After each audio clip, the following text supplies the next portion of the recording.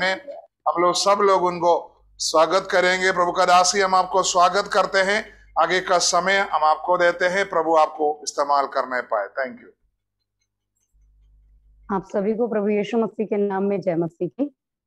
मैं परमेश्वर का धन्यवाद करती हूँ आज की सुंदर शाम के लिए। जैसे सच में पास्टर जी ने बताया कि आज हम जीवित हैं, प्रभु का बहुत बहुत धन्यवाद हो। मैं परमेश्वर का धन्यवाद करती हूँ, मैं पास्टर जी का धन्यवाद करती हूँ, उनकी कलीसिया के लिए धन्यवाद करती हूँ कि बहुत प्रेम पूर्वक आपने अपनी कलीसिया में एक बार फिर से निमंत्रण दिया आपके बीच में प्रभु का वचन लाने के लिए। और मैं विश्वास करती हूँ कि आज प्रभु हम सबसे बात करने जा रहे हैं। आइए हम एक छोटी सी प्रार्थना के साथ परमेश्वर के वचन में प्रवेश करेंगे। महान जीवित परमेश्वर, हम आपका धन्यवाद करते हैं आज की सुंदर संध्या के लिए। प्रभु, जब आपके लोग आपके सम्मुख आपके नाम से इकट्ठा है, हमारा विश्वास है प्रभु जी आप हमारे बीच में मौजूद हैं प्रभु, और अपने लोगों से, मुझसे प्रभु, हम सबसे बातचीत करने के लिए मौजूद हैं। मेरी विनती है पवित्र आत्मा, आज हम जो कुछ भी प्रभु वचन के द्वारा सुनते हैं उसके द्वारा हमारा विश्वास बढ़ने पाए। परमेश्वर, इस वचन के सुनने के द्वारा आप जो हमारे जीवन में परिवर्तन चाहते हैं प्रभु यीशु मसीह, वो परिवर्तन आने पाए।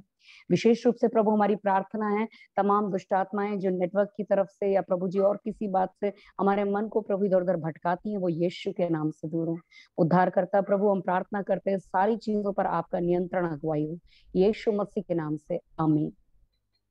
मैं सबसे पहले परमेश्वर का धन्यवाद करती हूँ कि सच में जैसे अभी पास्टर जी ने बताया कि हम जीवित हैं, इसके लिए मैं प्रभु का बहुत बहुत धन्यवाद करना है। कई बार हम लोग अपने जीवन में परमेश्वर को बहुत छोटी छोटी बातों के लिए धन्यवाद नहीं देते हैं, लेकिन जब हम परेशानियों का सामना करते हैं तो हमें याद आता है यही छोटी बातें थी जिनके लिए हमें प्रभु को धन्यवाद देना चाहिए था और हमने नहीं दिया था। आज हम सब लोग जीवित हैं, हम सांस ले पा रहे हैं, कितनी बड़ी आशीष है प्रियो। जब मैं अभी कुछ दिनों पहले कुछ लोगों के लिए प्रार्थना कर रही थी जो इस बीमारी से ग्रसित हैं, मुझे पता चला कई ऐसे लोग हैं, उनमें से हमारे भी कुछ जानने वाले हैं, जिनको ऑक्सीजन की बहुत कमी हो गई।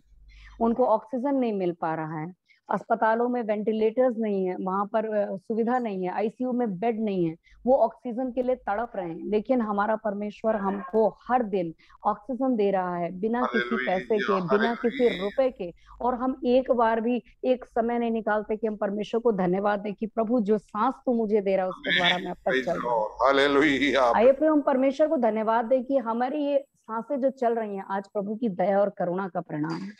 इसी के लिए आज कई लोग अपने प्राण को त्याग दे रहे हैं अस्पतालों में और घरों में।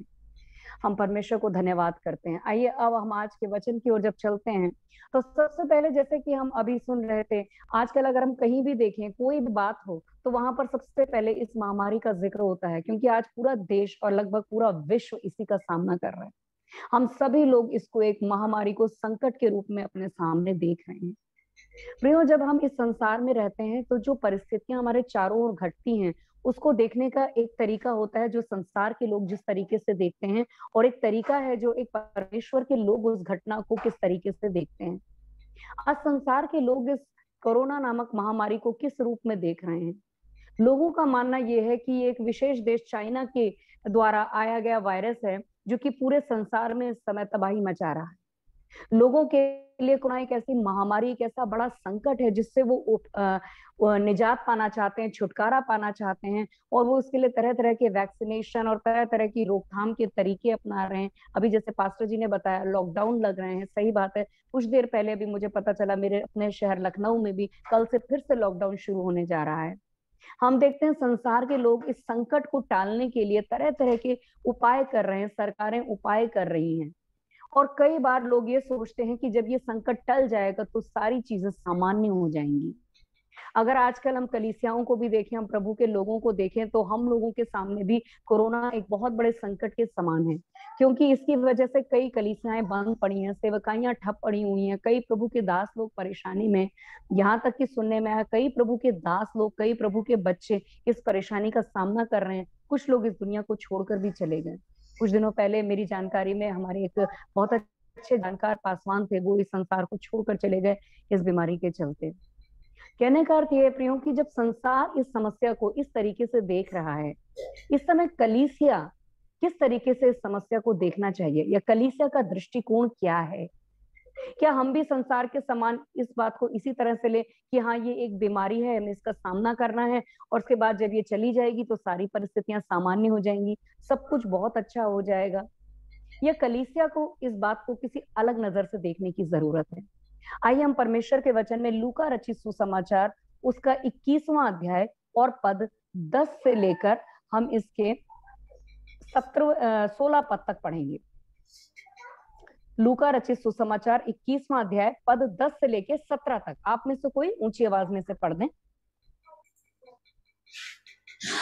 तब उसने उनसे कहा, जाति पर जाति और राज्य पर राज्य चढ़ाई करेगा, और बड़े बड़े भूकंप होंगे, और जगह जगह अकाल और महामारियां पड़ेंगी, और आकाश से भयंकर बातें और बड़े बड़े चिन्ह प्रकट होंगे। परंतु इन सब बातों से पहले वे मेरे नाम के कारण तुम्हें पकड़ेंगे और सताएंगे और पंचायतों में सौंपेंगे और बंदीगृहों में डालेंगे और राजाओं और हाकिमों के सामने ले जाएंगे।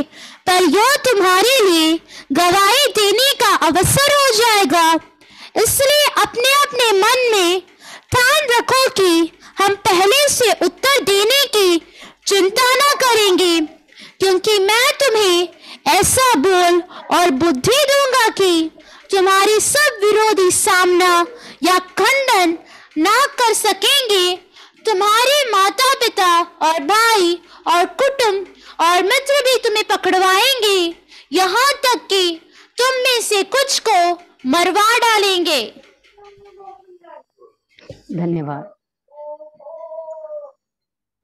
और इसमें 7वें पद में लिखा है, और मेरे नाम के कारण सब लोग तुमसे बैर करेंगे।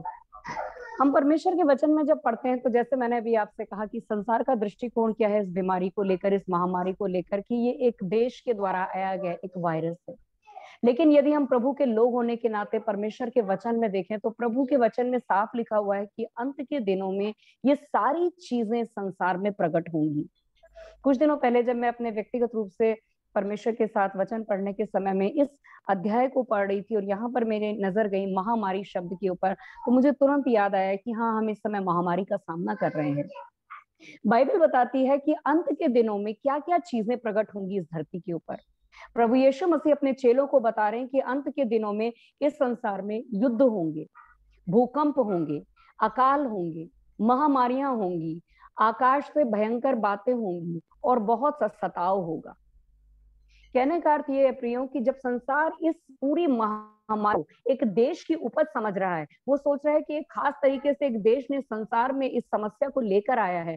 हम प्रभु के लोग इस बात को जानते हैं कि ये बातें परमेश्वर ने अपने वचन में पहले से बता दी हैं कि संसार के अंत होने से पहले, प्रभु यीशु मसीह के आगमन से पहले, कलीसिया के उठाए जाने से पहले बहुत सारे ऐसी चीजें होंगी जिनसे हमें समझ जाना है कि प्रभु यीशु मसीह का आगमन बहुत निकट हो चुका है। यहाँ पर बाइबल कहती है कि ऐसी चीजें होना निश्चित है। हम जब ऐसी घटनाएं देखते हैं हम कभी भी अचंभा ना करें कि ऐसा क्यों हो रहा है, ऐसा कैसे हो गया है, क्यों परमेश्वर के लोगों के ऊपर ये समस्या आ गई, क्यों हमारे देश में समस्या आ गई। क्योंकि प्रभु का वचन साफ कहता है कि अंत के दिनों में ये चीजें, ये समस्याएं, ये परेशानियां आएंगी ही आएंगी। अभी हम देखते हैं कि संसार के लोग इससे निपटने के लिए बहुत तरीके के उपायों का उपयोग कर रहे हैं, बहुत तरीके अपना रहे हैं। और हम देखते हैं कि इस समय कलीसिया भी बहुत मन लगाकर प्रार्थना कर रही है। कलीसियाएं, प्रभु के परमेश्वर के दास दासी, प्रभु के लोग इस समय तरह तरह के प्लेटफॉर्म पे अलग अलग तरीके से जुड़ के भारत देश से कोरोना चला जाए, ये पूरा संक्रमण समाप्त हो जाए, इसके लिए प्रार्थना कर रहे हैं और इसको एक बहुत ही भयंकर अपने सामने एक समस्या के रूप में ले रहे हैं। और ये बात सच है, ये सच में एक महामारी हमारे लिए चिंता का विषय है और हम सबको इसके लिए प्रार्थना करना चाहिए। मैं स्वयं बहुत से लोगों के साथ मिलकर इसके लिए प्रार्थना कर रही हूँ। लेकिन एक बात को अगर हम देखें, जब ये महामारी समाप्त हो जाएगी, जब सारी चीजें नियंत्रण में आ जाएंगी, तब क्या कलीसिया के अंदर प्रार्थना का यही बोझ रहेगा? तब क्या कलीसिया के अंदर यही प्रार्थना की आग रहेगी? हम यहाँ पर देखते हैं, किसी ने एक बात बहुत अच्छी तरह से कही कि लोग मर रहे हैं ये चिंता का विषय कम है, लेकिन लोग बिना यीशु के मर रहे हैं ये चिंता का विषय है। संसार से तो एक दिन हर एक व्यक्ति को जाना है प्रियो, लेकिन क्या उसका अनंत जीवन यीशु मसीह के साथ निश्चित हुआ है या नहीं? आज बहुत सारे ऐसे लोग हैं संसार में जो बिना यीशु मसीह को जाने इस बीमारी के चलते संसार को छोड़कर जा रहे हैं। कभी हमने सोचा ये सब लोग कहाँ जा रहे हैं? हम मृत्यु का आंकड़ा देखते हैं, हजारों में, लाखों में पहुंच जाता है। ये कहाँ जा रहे हैं? हर एक दिन में इतनी मौतें होती हैं। जब मैं रोज सुबह आंकड़े देखती हूँ समाचार में, आज 1500 मौतें हो गई, कल 1600 मौतें हो गई। ये सब आत्माएं जिनमें से कई लोग प्रभु यीशु को नहीं जानते हैं, वो एक झटके में कहाँ जा रहे हैं? वो नरक की आग में जा रहे हैं। कहीं हम कलीसिया के लोग भी ऐसा ही जीवन तो नहीं बिता रहे हैं जैसे इस्राएल ने गलती की कि जब जब उनके जीवन में परेशानी आई, उन्होंने परमेश्वर को दिल लगाकर पुकारा, उन्होंने प्रार्थना की, और जब परमेश्वर ने उनको छुटकारा दिया तो उसके बाद उन्होंने सब चीजों से छुट्टी ले ली, प्रार्थना से छुट्टी ले ली, परमेश्वर की उपस्थिति से छुट्टी ले ली, परमेश्वर की आज्ञा पालन से छुट्टी ले ली। क्या आज कलीसिया भी केवल इस संकट के टल जाने के लिए प्रार्थना कर रही है और उसके बाद जब चीजें नियंत्रण में आ जाती हैं तब कलीसिया फिर से पहले के जैसे अपने शारीरिक जीवन में, अपने सांसारिक जीवन में, अपने भौतिक जीवन में, अपने स्वार्थ के जीवन में मगन हो जाएगी? प्रियो, हमारा दृष्टिकोण सही होना बहुत जरूरी है। बाइबल कहती है कि आने वाले दिनों में एक समस्या खत्म होगी और उसके बाद और बहुत सारी परेशानियां आएंगी। संसार के लोगों का सोचना यह है कि एक बार अगर कोरोना से हम छुट्टी पा जाते हैं, कोरोना अगर चला जाता है तो उसके बाद सारी चीजें बहुत अच्छी हो जाएंगी, बहुत शांति आ जाएगी, बहुत सामान्य हो जाएगा। लेकिन प्रियो, परमेश्वर का वचन कहता है कि ऐसी चीजें और ज्यादा होंगी। बाइबल में लिखा हुआ है महामारियां। अभी हम एक महामारी का सामना कर रहे हैं। बाइबल कहती है महामारियां आएंगी, कई महामारियां, युद्ध होंगे, अकाल पड़ेंगे, भूकंप आएंगे, बहुत सारे सताव आएंगे परमेश्वर के लोगों के ऊपर। परमेश्वर का वचन कहीं भी ये नहीं दिखाता है कि अंत के दिनों में बड़ी शांति और बड़ा सुकून होगा। परमेश्वर कहता है ये चीजें बढ़ती चली जाएंगी और ज्यादा परेशानियां आती चली जाएंगी। लेकिन परमेश्वर का वचन हमें सिखाता है कि हमें अपना दृष्टिकोण सही रखने की जरूरत है। हमें चीजों को परमेश्वर के वचन से देखने की जरूरत है, क्योंकि यदि हमारा दृष्टिकोण सही है, यानी दृष्टिकोण का अर्थ है हम किसी चीज को किस तरीके से देख रहे हैं। अगर हम इस समस्या को सिर्फ इस तरह से देख रहे हैं जब कोरोना समाप्त हो जाएगा तब बड़ी शांति छा जाएगी और तब हम फिर से अपने सामान्य जीवन में चले जाएंगे, तब हमारे प्रार्थना का जीवन, उपवास का जीवन, वचन का जीवन समाप्त हो जाएगा, तो हम बहुत बड़ी गलती कर रहे हैं। क्योंकि प्रभु कहता है कि अंत के दिनों में ये सारी चीजें आएंगी। और प्रियो, हम कभी भी ना सोचें कि ये चीजें केवल अविश्वासियों के लिए आएंगी। हम भी इसी संसार में रह रहे हैं, इसी संसार में हमको रहना है, तो ये सारी चीजों का सामना एक विश्वासी को, एक परमेश्वर के दास को भी करना पड़ता है। आज कोरोना महामारी का सामना केवल अविश्वासी लोग नहीं कर रहे हैं, विश्वासी भी कर रहे हैं, विश्वासी परिवार भी कर रहे हैं, प्रभु के दास दासी भी कर रहे हैं। तो परमेश्वर आज हमें इन बातों से क्या सिखाना चाहता है? क्यों परमेश्वर हमें दिखा रहा है कि आने वाले दिनों में संकट और भी ज्यादा होगा, आने वाले दिनों में समस्याएं और भी ज्यादा होंगी? क्योंकि परमेश्वर चाहता है कि हम तैयारी करें। जैसा हमारा दृष्टिकोण होगा वैसी ही हमारी तैयारी होगी। सबसे पहली बात, आपका दृष्टिकोण क्या है? क्या आज आप इस समस्या को केवल इस संसार के लोगों की तरह देख रहे हैं? क्या हम आज इस समस्या को बिल्कुल इस संसार के समान समझ रहे हैं, या हम जानते हैं कि नहीं, ये चीजें निश्चित हैं, ये पहले से लिख दी गई हैं और कोई इसमें बड़ी बात नहीं है कि जब आने वाले दिनों में इससे भयानक चीजें होंगी तो हम अचरज करें कि अरे परमेश्वर, अभी एक महामारी गई थी, दोबारा ये संकट क्यों आ गया? क्योंकि प्रियो, बाइबल स्पष्ट बताती है ये चीजें अंत के दिनों में आएंगी, सताव आएंगे, भूकंप आएंगे, अकाल आएंगे। परमेश्वर ने, मैं अपने वचन में पहले ही बता दिया है। क्यों बता दिया? ताकि परमेश्वर के लोग तैयारी करें। यदि हम परमेश्वर की नजर से चीजों को देखना शुरू करेंगे तो परमेश्वर हमारी अगुवाई करेगा कि हमको तैयारी करनी है। मैं एक छोटी सी गवाही आपके साथ शेयर करना चाहती हूँ।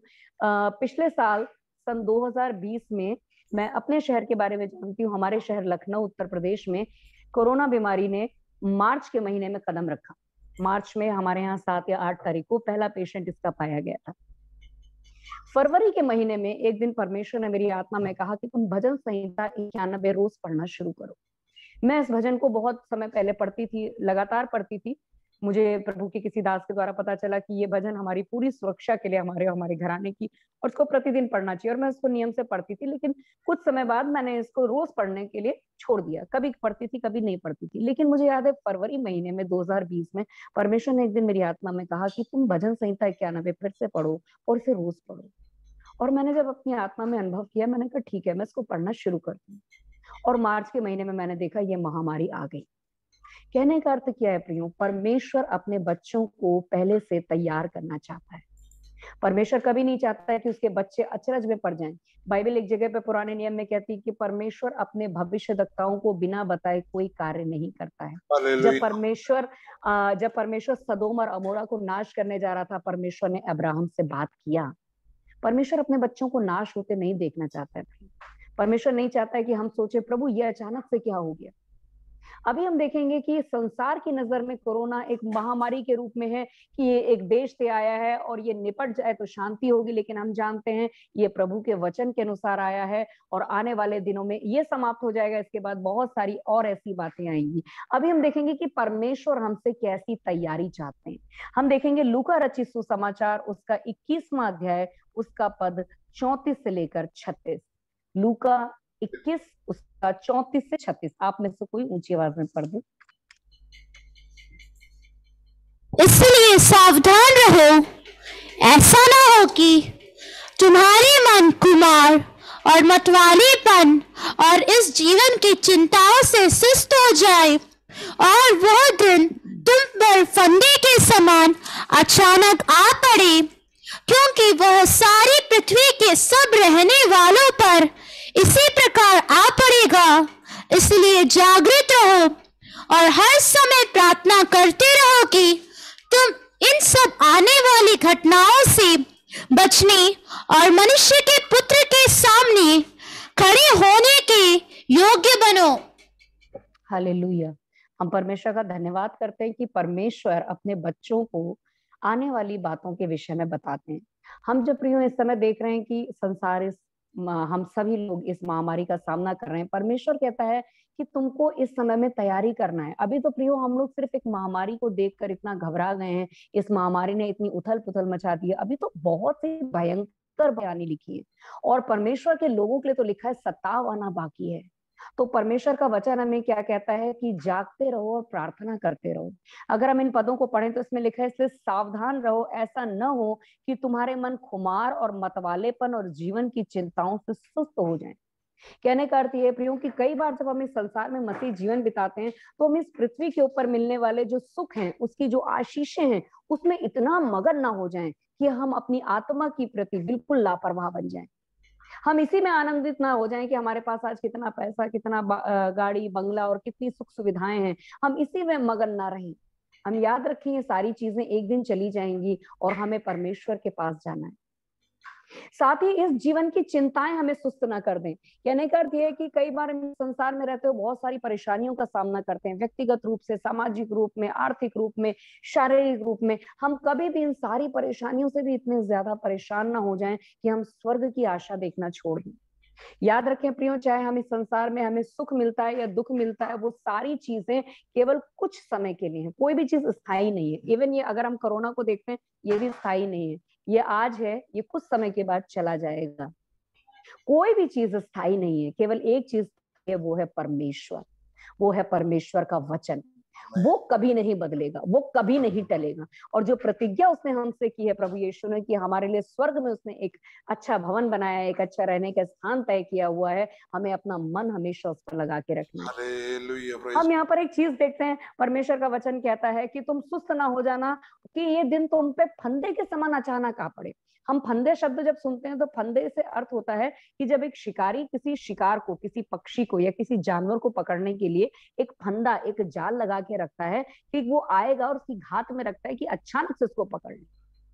अगर हम इस संसार की चीजों में प्रियो बहुत ज्यादा उलझ जाएंगे, हमारा मन परमेश्वर से, परमेश्वर की बातों से, उसकी प्रतिज्ञाओं से हट जाएगा, उसकी चेतावनियों से हट जाएगा, तो शैतान ने हमारे लिए एक ऐसा फंदा लगा के रखा है जिसमें हम किसी भी समय फंस जाएंगे। हम बिल्कुल तैयारी के साथ नहीं होंगे। हमें पता नहीं चलेगा हम कब शैतान के चंगुल में फंस गए हैं। इसलिए परमेश्वर का वचन कहता है कि जागते रहो और हर समय प्रार्थना करते रहो कि तुम इन सब आने वाली घटनाओं से बचने और मनुष्य के पुत्र के सामने खड़े होने योग्य बन सको। परमेश्वर हमसे कहता है तुम्हें प्रार्थना करना है कि तुम आने वाली घटनाओं से बच सको। परमेश्वर ये नहीं कहता है कि तुमको इस महामारी में मरना ही मरना है, तुमको भूकंप में मरना है, तुमको सताव में पड़ना है। परमेश्वर कहता है प्रार्थना करते रहो कि तुम इन चीजों में ना पड़ो।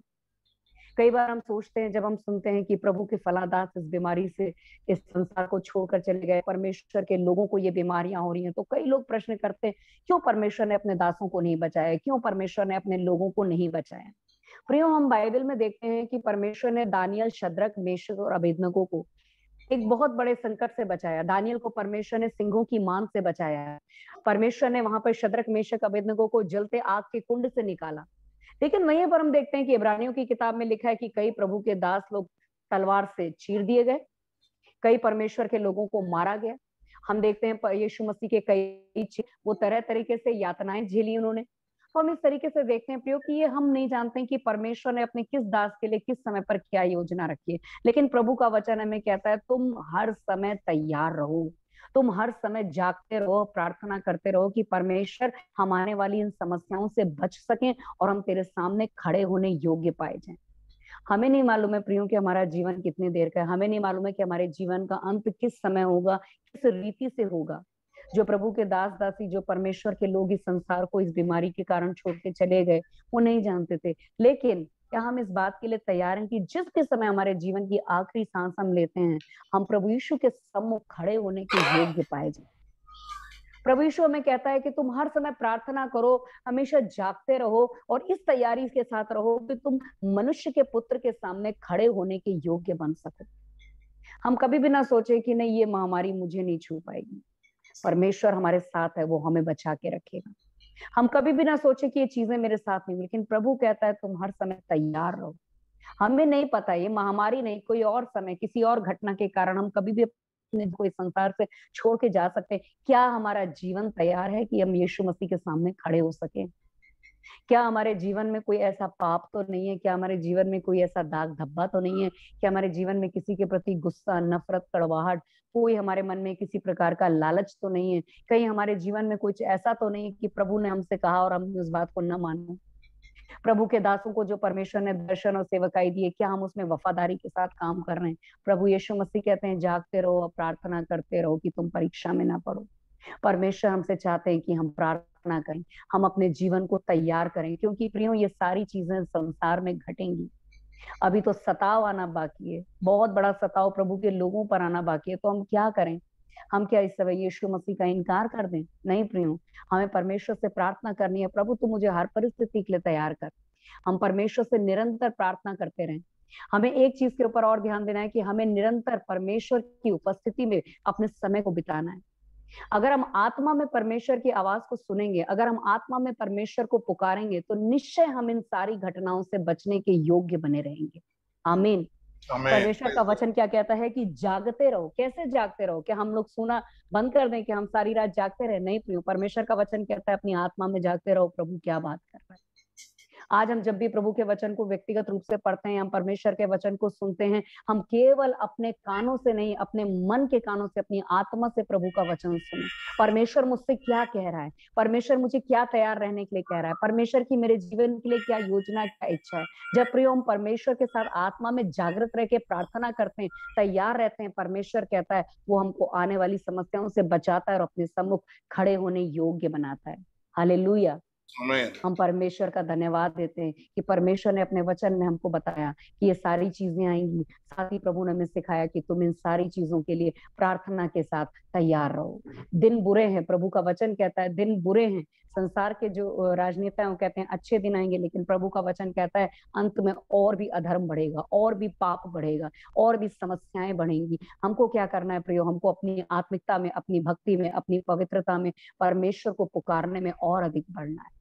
हम जैसे जैसे समस्याओं को आते देखते हैं, हमको परमेश्वर से दूर नहीं भागना है, हमें परमेश्वर की ओर भागना है।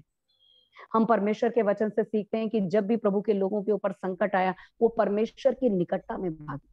लेकिन एक चीज को हमें हमेशा याद रखना है, जो बात पिछले कुछ दिनों से मेरे मन में थी, मैं उसको आपके सामने रखना चाहती हूँ कि अभी हम कोरोना के लिए बहुत प्रार्थनाएं कर रहे हैं, लेकिन इसके बाद तो ये सारी घटनाएं भी आनी है, भूकंप आने हैं, युद्ध होने हैं, और महामारियां आएंगी, सताव आएंगे। इसमें भी कई लोग अपने जीवन गंवाएंगे। इसमें कई लोग जो यीशु मसीह को नहीं जानते और मानते हैं, वो नरक में चले जाएंगे। कई विश्वासी, कई प्रभु के दास लोग भी इसमें परेशानी में होकर अपना जीवन गंवा सकते हैं। क्यों ना हम अभी से अपने लिए और उनके लिए प्रार्थना करना शुरू करें। प्रार्थना की जो वेदी आज हमने जलाई है, प्रार्थना की जो अभी आग हमारे अंदर है, वो बुझने ना पाए। ऐसा ना हो कि जब ये संकट चला जाता है, जब ये महामारी चली जाती है, तब हमारी प्रार्थना की वेदी समाप्त हो जाए, तब हमारी प्रार्थना की आग समाप्त हो जाए। प्रियो, जब मैं इस बात के बारे में सोच रही थी कि दिन बहुत ही खराब है और सच में ऐसी ऐसी घटनाएं घटेंगी और भी लोग इस संसार से चले जाएंगे, मेरे मन में एक विषय आया, ये समय है कि हम प्रार्थना में गंभीर हो जाए।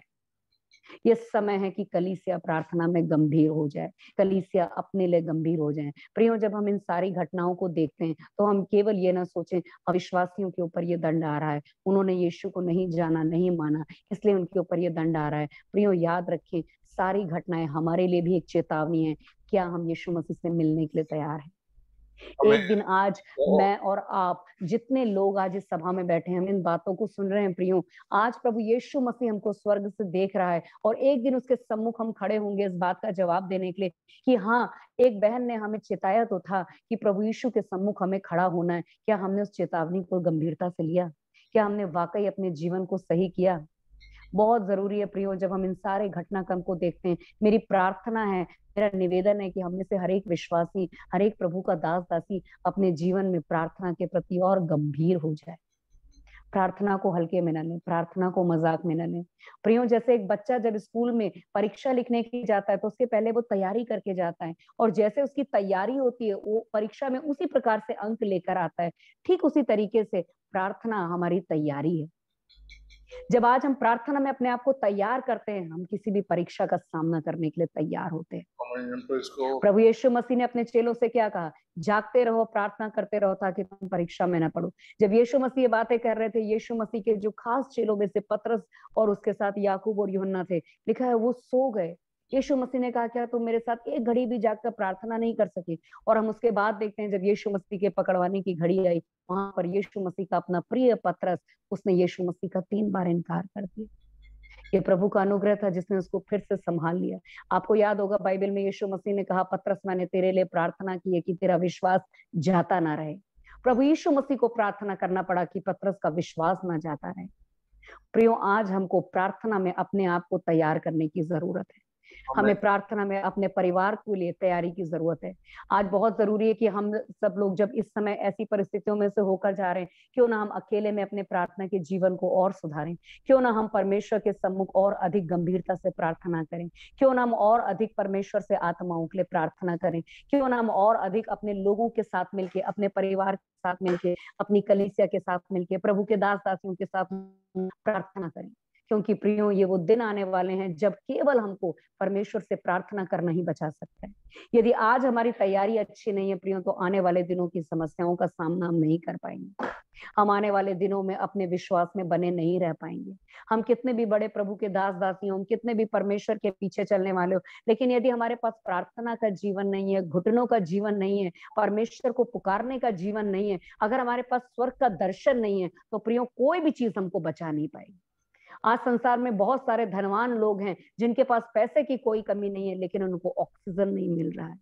वो अपनी धन संपदा को छोड़कर यूं ही नाश हुए चले जा रहे हैं। लेकिन प्रियो, आप और मैं क्या हैं? प्रभु की आंखों की पुतली के समान वो हमको संभाल के रखे। क्यों ना हम परमेश्वर पर अपने विश्वास को बढ़ाएं, क्यों ना हम अपनी प्रार्थना की वेदी को और मजबूत करें। आज परमेश्वर का वचन, मेरे पास बहुत ही कम समय था जब मुझे आज का निमंत्रण मिला, लेकिन मैं तभी भी इस बात को आपके सम्मुख रखने के लिए आना चाहती थी कि ये बात प्रभु ने मेरे हृदय में डाली, जिसे मैं अपने प्रिय लोगों के साथ बांटना चाहती हूँ कि ये सारी समस्याएं अभी और विकराल रूप लेंगी। भी आने वाले दिनों में हम अलग अलग तरह की परेशानियां देखेंगे। प्रियो, मैं आपको डरा नहीं रही हूँ, मैं आपको प्रभु के वचन से एक चेतावनी बता रही हूँ जो प्रभु ने के लिए, मेरे लिए रखी है। लेकिन साथ ही प्रभु ने हमारा एक आश्वासन रखा है। प्रभु ने हमसे कहा, तुम प्रार्थना करते रहो, तुम प्रार्थना करते रहो। प्रियो, जब हम परमेश्वर से प्रार्थना करते रहते हैं, आने वाली कोई भी परीक्षा, कोई परेशानी क्यों ना हो, प्रभु अपने बच्चों को उसमें से निकालना जानता है। अगर आज हम इस संसार को छोड़ के जाते हैं, एक बात पर विश्वास करें, एक बात के बारे में सोचें, क्या सच में मेरा जीवन ऐसा है कि मैं प्रभु यीशु मसीह के सम्मुख खड़ा हो पाऊंगा? आइए प्रियो, आज जबकि हमने इन बातों को सुना है, मैं चाहूंगी हम में से हर एक जन कुछ देर के लिए अपनी आंखों को बंद करे और अपने मन को परमेश्वर की ओर उठाए और परमेश्वर से प्रार्थना करे कि हाँ प्रभु, तू मुझे प्रार्थना का जीवन दे, तू मुझे घुटनों का जीवन दे, परमेश्वर तू मुझे तैयारी का जीवन दे प्रभु। चाहे जैसे भी दिन आए, मैं तेरे सम्मुख योग्यता से खड़े होने पाऊं। आइए प्रियो, मैं चाहती हूँ हम में से हर एक जन अपने मन को परमेश्वर की उठाए और मैं इसमें प्रार्थना करूं। Hallelujah, hallelujah. धन्यवाद मेरे राजा, धन्यवाद मेरे स्वामी। परमेश्वर पिता, मैं धन्यवाद करती हूँ जो बातें तूने अपने वचन के द्वारा प्रभु मुझसे बताई और जो प्रभु तूने अपने प्रिय लोगों के बीच में रखने के लिए एक सुंदर अवसर दिया। मैं निवेदन करती हूँ परमेश्वर, सच में प्रभु जी आने वाले दिन और विकराल होंगे प्रभु, लेकिन हमें प्रभु तू प्रार्थना का जीवन यीशु, मैं विनती करती हूँ प्रभु, हमारा व्यक्तिगत जीवन, परिवार का जीवन, कलीसिया के साथ जीवन यीशु मसीह में और प्रार्थना में मजबूत कर प्रभु। हम और भी लोगों के लिए तुझे पुकारें प्रभु जी, बहुत से लोगों के नाश होने से बचने के लिए प्रार्थना करें, बहुत से लोगों के उद्धार के लिए प्रार्थना करें प्रभु, के दास दासियों के लिए प्रार्थना करें परमेश्वर। मेरी विनती है प्रभु जी, इस समय देश जो प्रभु महामारी का सामना कर रहा है, यीशु के नाम से प्रभु जी इससे छुटकारा पाने पाए। मैं प्रार्थना करती हूँ पवित्र आत्मा, जितने बीमार हैं प्रभु यीशु मसीह, वो आपके नाम से चंगे होने पाए परमेश्वर पिता। जो लोग आपको नहीं जानते वो आपको ग्रहण करने पाए परमेश्वर। हम विनती करते हैं कलीसिया को तैयार करिए प्रभु, प्रार्थना की आग कभी बुझने न पाए, वेदी कभी टूटने न पाए प्रभु। आपका आना निकट है, हम सबको तैयार, यीशु मसीह हम सबको तैयार करिए, हमारे मन प्रभु जी बहकने ना पाए परमेश्वर पिता। हम आपको धन्यवाद करते हैं राजा, आपका धन्यवाद करते हैं, सारा आदर महिमा सम्मान जी हम आपको देते हैं, अपने उद्धारकर्ता यीशु मसीह के नाम से मांगते हैं, आमीन आमीन। प्रभु आप सबको इस वचन के द्वारा आशीष दे। जय मसीह। थैंक यू बहन, हमारे बीच में आकर तेरे श्रेष्ठ वचनों को जो इस समय हम लोग जो सामना कर उस बस बातों को हमारे बीच में याद दिलाया। प्रभु आपको बहुत बड़ा आशीष दे, अनुग्रह करे। हम प्रार्थना करें प्रभु का दासी होंगे, दासी के लिए। स्वर्गीय पिता, हम धन्यवाद करते आपकी दासी के लिए, पिताजी कुटुंब का हर एक लोगों के लिए, आपकी बेटी को दिया हुआ मिनिस्ट्री के लिए हम धन्यवाद करते हैं पिताजी। देश भर में आपकी महिमा के एक हालेलुया गवाही बनाकर बहुत तेरे लोगों को प्रभु में स्थिर कर आगे बढ़ाने के लिए पिताजी हालेलुया आपकी बेटी को अभिषेक कर, पिता पुत्र और पवित्र आत्मा का नाम पर आपकी बेटी को अभिषेक कर यीशु के लहू में छुपाते पिताजी, स्वर्गदूतों को छावनी में रखते पिता। महिमा हो इस हालेलुया अंधकाल का सेवकाई के लिए आपकी बेटी को दिया विशेष अभिषेक के लिए धन्यवाद। यीशु मसीह के पवित्र नाम मांगते हैं, आमीन। Thank you, thank you. Oh Jesus, hallelujah, hallelujah. जैसे माता संभालती है वैसे यीशु संभालेगा। जैसे माता संभालती है वैसे यीशु संभालेगा।